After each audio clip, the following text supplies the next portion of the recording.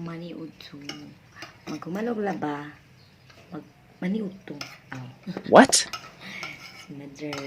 Maano to sa ida? Mani ba daw ka manang? Kaya nagubaman na mong rice cooker. Magkaldero-kaldero sa June May. Ano mo kaday mo nang busan diha? Ano naman yung kanday? Magkaon. Ipakita mo na ni mo go. Oh no. Huh?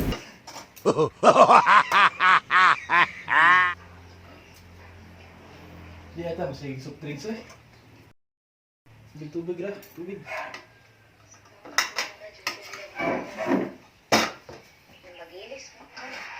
Simpleng pamumuhay lang ang meron kami.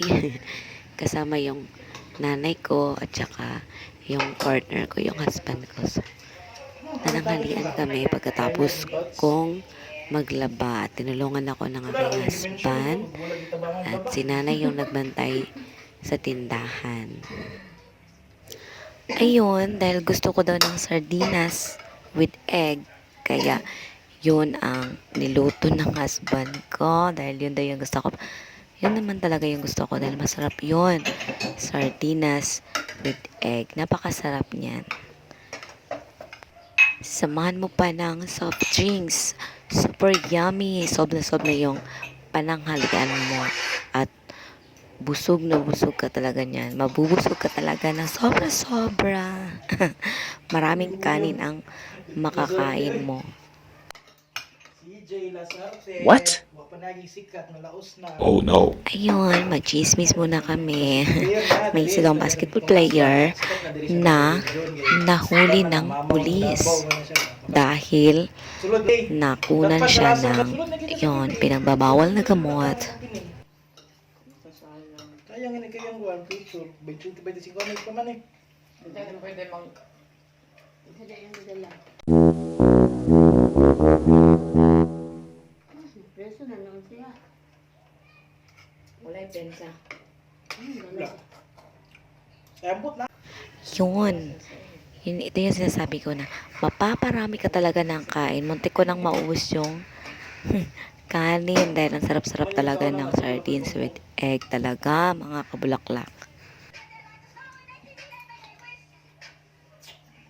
Punta ka na sa bak. Ano man? Pumunta na to si nanay, manok na eh. Sila yung nag-istorya. Bigit ng gay ko. Daron pa kanya na. Inya kami nag-istorya na eh. Muna siya ako.